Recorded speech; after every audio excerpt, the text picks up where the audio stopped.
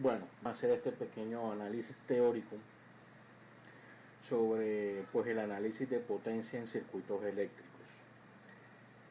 Para hacer este análisis de potencia creo fundamental recordar algunos conceptos y pues bueno, empecemos por el concepto de corriente eléctrica, que palabras más, palabras menos, la corriente eléctrica son electrones fluyendo a través de un circuito cerrado. Ahora, la velocidad a la que estos electrones, que bueno, acuérdense que los electrones son en sí son carga eléctrica, entonces la velocidad a la cual esta carga eléctrica está fluyendo es lo que se conoce como corriente eléctrica y se mide en amperios. Ahora, la tensión o diferencia de potencial, que es básicamente lo que entrega la fuente, es, por decirlo de alguna forma coloquial, es la energía potencial que está disponible y que es necesaria para poder hacer circular esa carga eléctrica. Ahora, estando en la fuente es energía potencial, pero una vez está fluyendo la corriente eléctrica, esta corriente básicamente transfiere esa energía hacia la carga, y la carga pues decimos coloquialmente la consume, pero recuerden que la energía no se consume, la energía se transforma. Entonces la carga transformará esa energía en algún otro tipo de energía, energía mecánica, energía térmica, pues cualquier otro tipo de energía. La carga lo que hace es transformar esa energía. Coloquialmente decimos la carga consume energía. Entonces esa energía evidentemente ya es en joules. Por último, la potencia es la velocidad a la cual esa energía se está consumiendo. Mal dicho consumiendo, deberíamos decir transformando. Entonces, esta energía que se está transformando se transforma a una cierta velocidad, y la potencia permite medir la velocidad a la cual se está transformando esta energía. Básicamente está dada por la ecuación voltaje por corriente. Es parecida a la ley de Ohm, pero recuerden que la ley de Ohm es resistencia por intensidad. En este caso es voltaje por intensidad. Ahora bien, en DC no hay mucho que decir, es decir, porque en DC el voltaje es constante en el tiempo y pues la corriente también es constante en el tiempo. Pero en AC la cosa se vuelve un poquitico más compleja. ¿Por qué? Porque bueno, ya no es un voltaje constante y por ende no es una corriente constante. Además ya cuando uno habla de circuitos AC habla de que la carga no es una resistencia, sino que ya hay elementos reactivos como el inductor y el capacitor. Entonces la fórmula es la misma, solo que en el tiempo la potencia va a ser igual al voltaje en el tiempo por la corriente en el tiempo. ¿Cuál es la cosa interesante? Que entonces el voltaje en este caso iba a ser una señal senoidal, un voltaje máximo multiplicado por un coseno en la frecuencia y un desfase, y eso generará una corriente que tendrá una corriente máxima multiplicada por el coseno por esa misma frecuencia, pero entonces un desfase será diferente en función pues de la carga. Cuando tú realizas entonces este producto, tú lo que vas a tener es entonces el producto de dos cosenos. Ahora, viendo la fórmula de esta manera o la ecuación de esta manera, pues es complicado ver algunas cosas interesantes. Así que echemos mano de esta identidad trigonométrica que está aquí y pues haciendo un análisis, un desarrollo algebraico, vamos a llevar a la conclusión de que tenemos estos dos términos.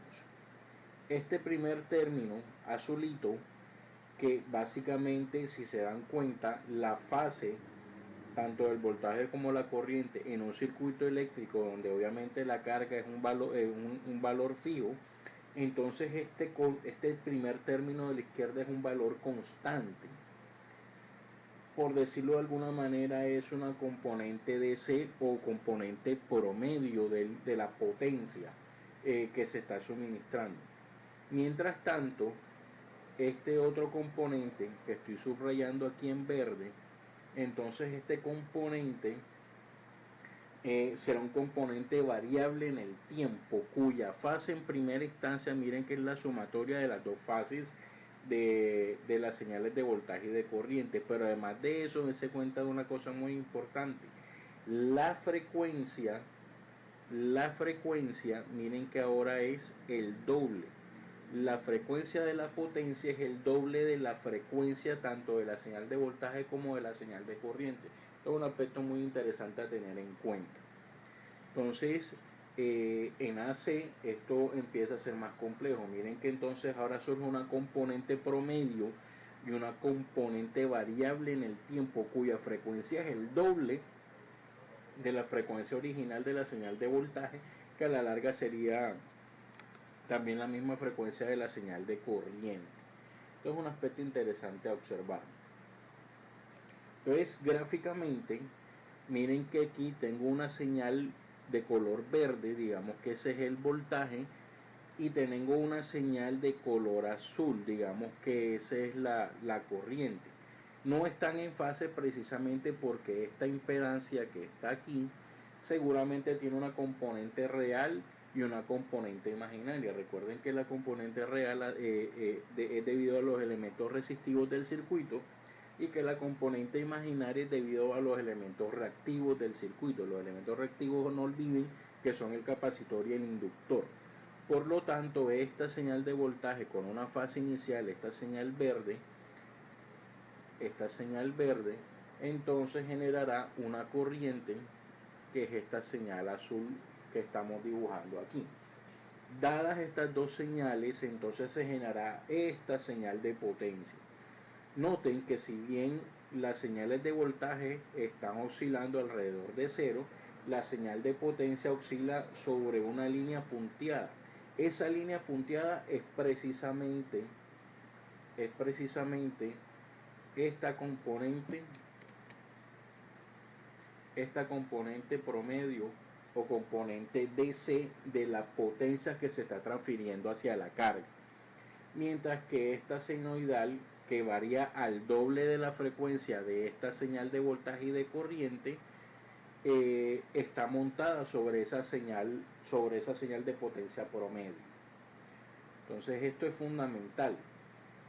También habrá que decir que si la carga fuera puramente real, pues la fase de estas dos señales sería igual. Si la fase de estas dos señales sería igual, entonces el valor promedio no va a ser más que el voltaje máximo por la corriente máxima sobre 2. Y esta componente no habría valores negativos. Ahora, si fuese el caso contrario, que las componentes de la carga fueran meramente imaginarias, es decir, meramente inductivas o meramente capacitivas, y no existiesen valores reales, o sea, resistivos, entonces la diferencia entre la fase del voltaje y la fase de corriente pues sería de 90 grados, o sería más 90 grados o sería menos 90 grados, en cuyo caso toda esta componente dejaría de existir, es decir, estaría literalmente sobre cero, y solo existiría la componente variable en el tiempo debido pues a las variaciones senoidales en la señal de voltaje. La frecuencia seguiría siendo el doble.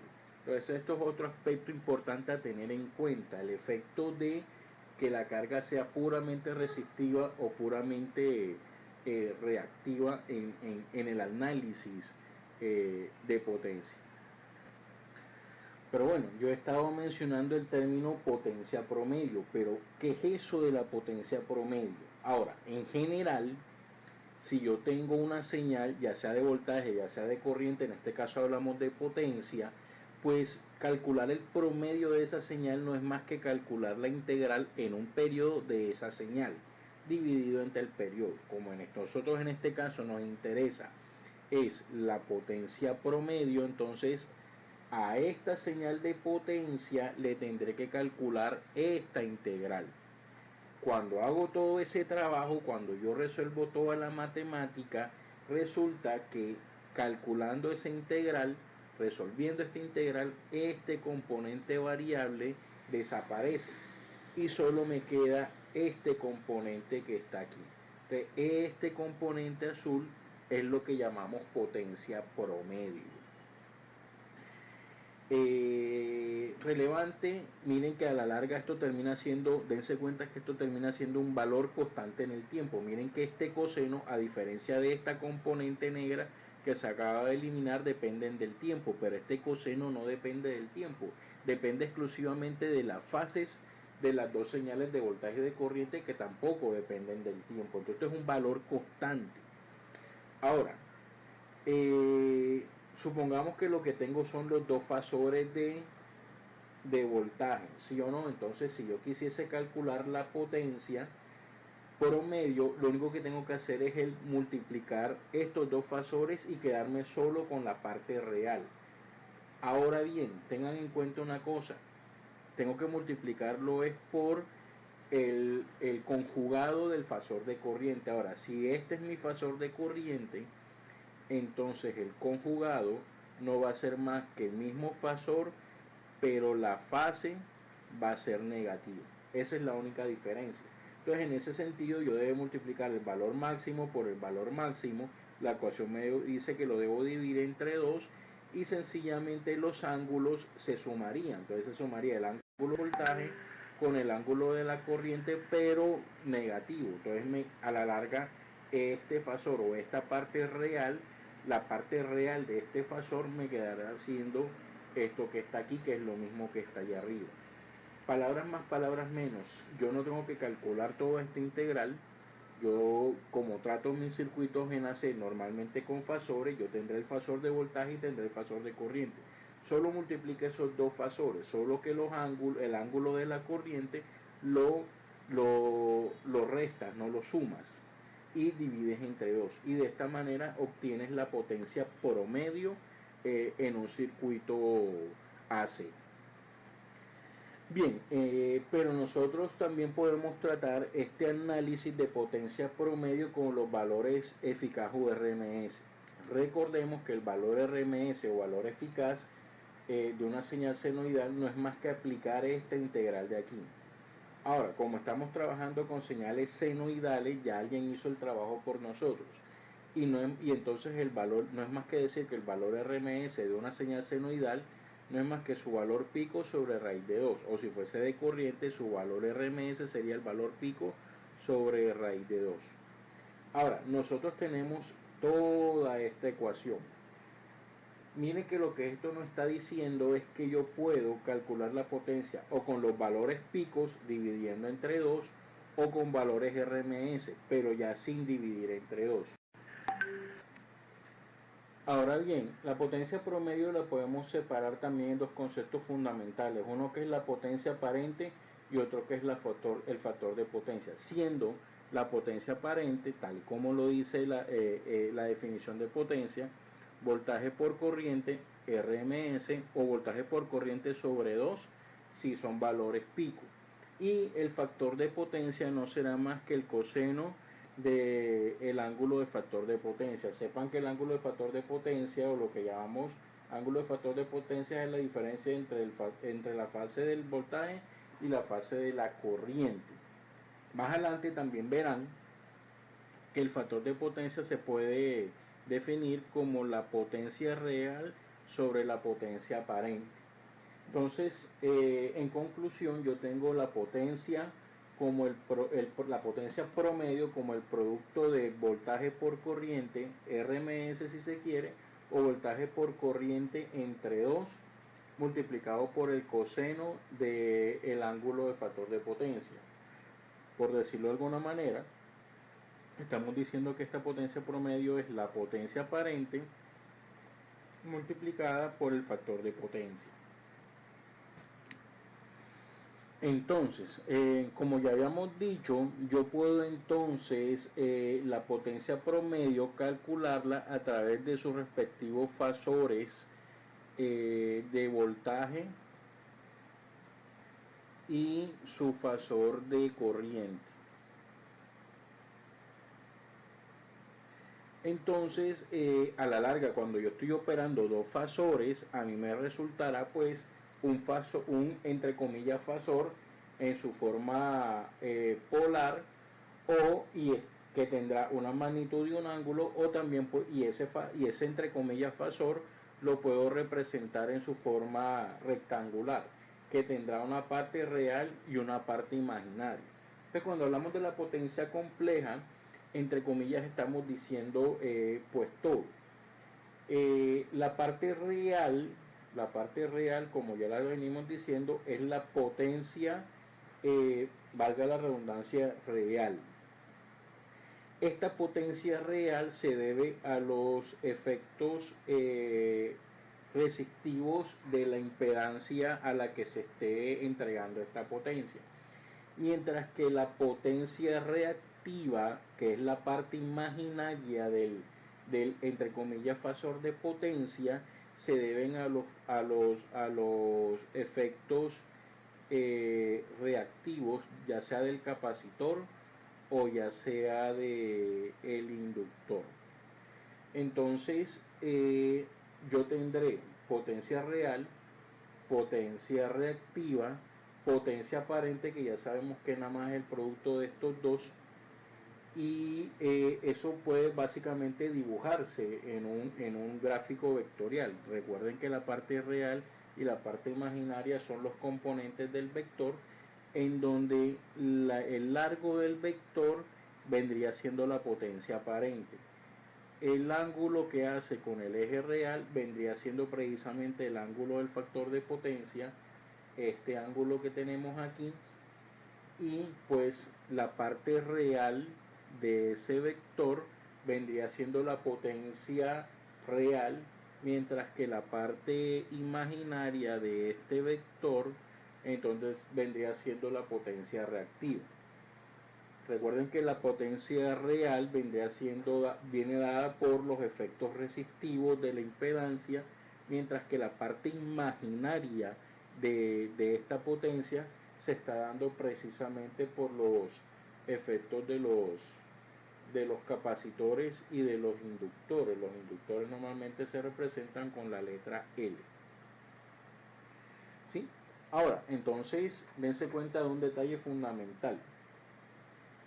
Si yo tengo que no hay potencia reactiva, esto en primera instancia implica que yo no tengo ni capacitores ni inductores en la impedancia total a la cual le estoy entregando carga. Mira, entonces, cuando yo no tengo potencia reactiva, esto se debe precisamente a las cargas meramente resistivas.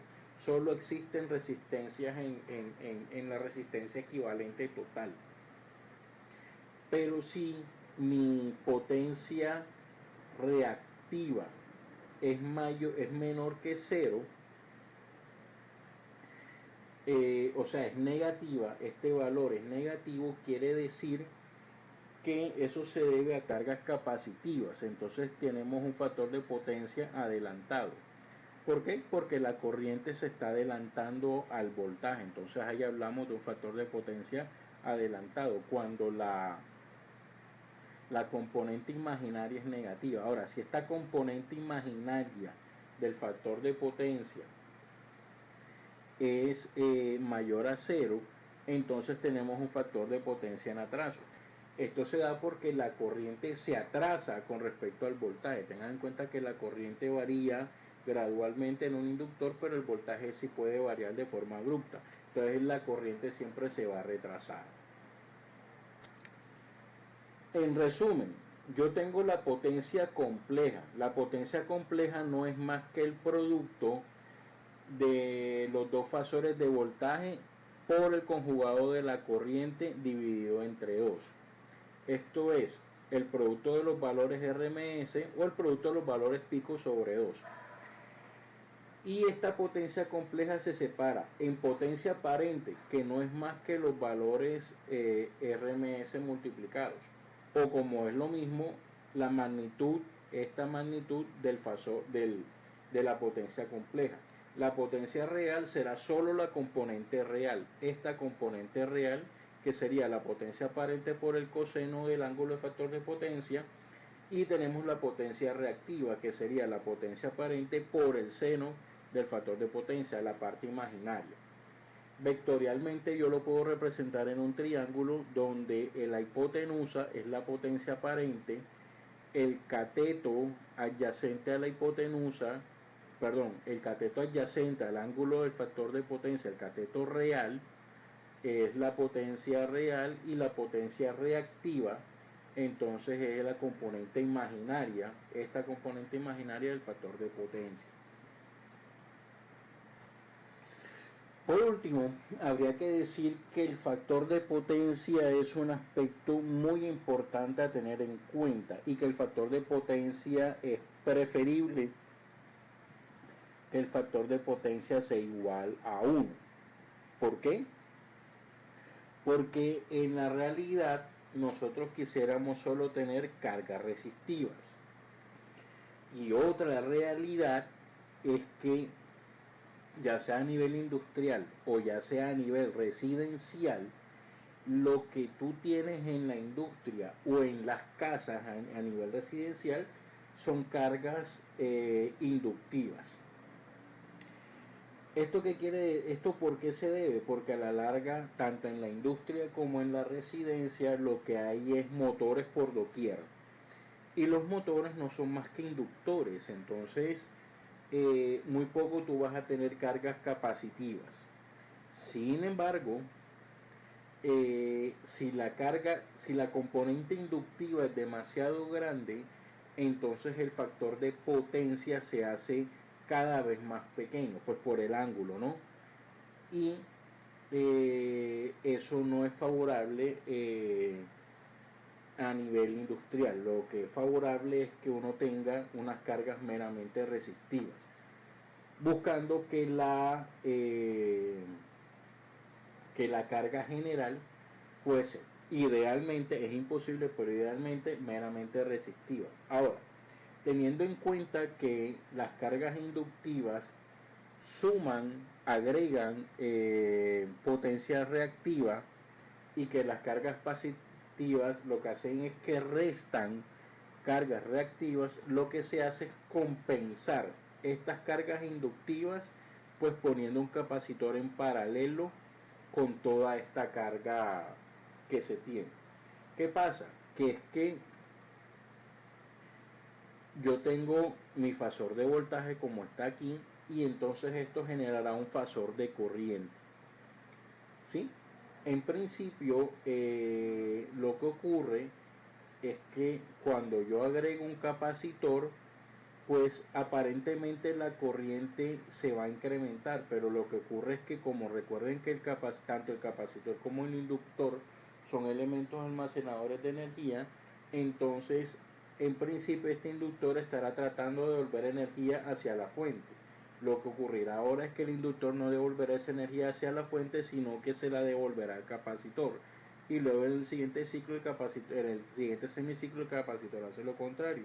Y luego en el siguiente semiciclo el inductor es el que hace lo contrario. Entonces ese vaivén de esa energía entre el inductor y el capacitor hacen que la carga general parezca más resistiva, y tanto la inductiva como la capacitiva se intentan anular entre sí. En la realidad no es posible tener un capacitor exactamente igual al inductor, una carga capacitiva exactamente igual a una carga inductiva, pero reducir la mayor cantidad de esta carga inductiva con una carga capacitiva, que si se dan cuenta esto no afecta la componente reactiva, entonces reduce el factor de potencia, y eso incluso por legislación es relevante. Entonces, ¿cómo se hace eso?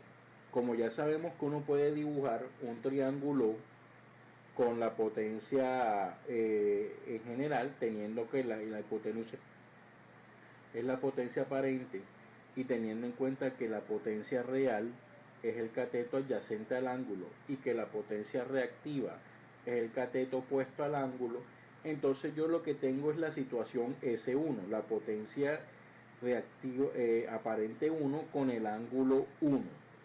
¿Sí? Y lo que yo quiero hacer es que mi potencia reactiva se reduzca. Como les dije, en principio tengo una potencia Q1 que por mi carga inductiva, y yo quiero realmente una potencia reactiva Q2, que evidentemente tiene que ser menor a la Q1. Entonces la diferencia entre esas dos potencias es la carga inductiva que yo tengo que poner. Ahora, como el capacitor es paralelo al voltaje, a la fuente de voltaje, entonces yo puedo terminar diciendo que esta carga reactiva no será más que el valor RMS al cuadrado sobre la impedancia del capacitor. Ya ustedes saben que la impedancia del capacitor pues está dada por la impedancia del capacitor, X sub C, está dada por 1 sobre WC.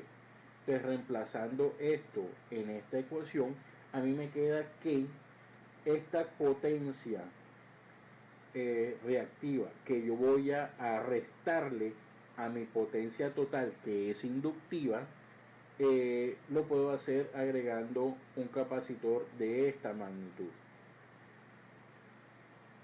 Entonces, haciendo todos los despejes y teniendo en cuenta que yo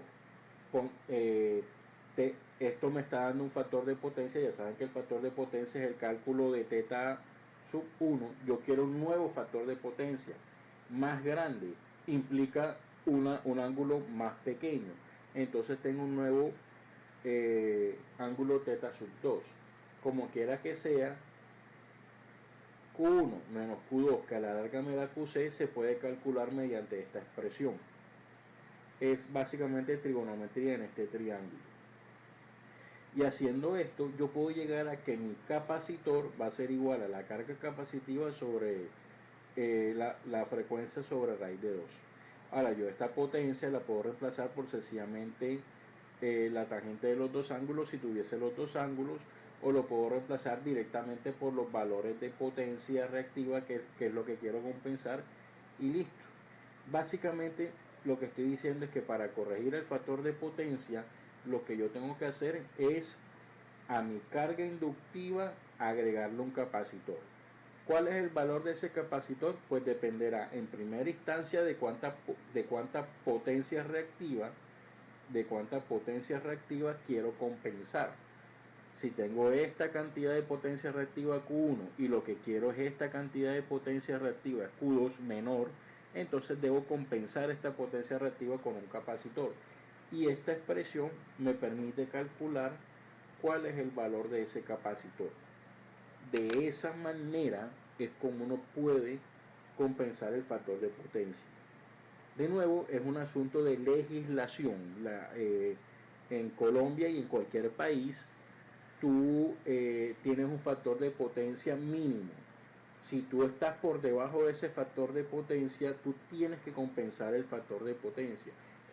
Y se hace de nuevo agregando un capacitor en paralelo a tu alimentación de energía, que es la que te entrega la industria. Por último, hay que destacar que todas las imágenes, ecuaciones y conceptos que se presentaron aquí en este video fueron tomados del libro de circuitos de Alexander Isádico. Es importante siempre destacar los derechos de autor. Y eso fue todo para este video. Nos vemos en un próximo video.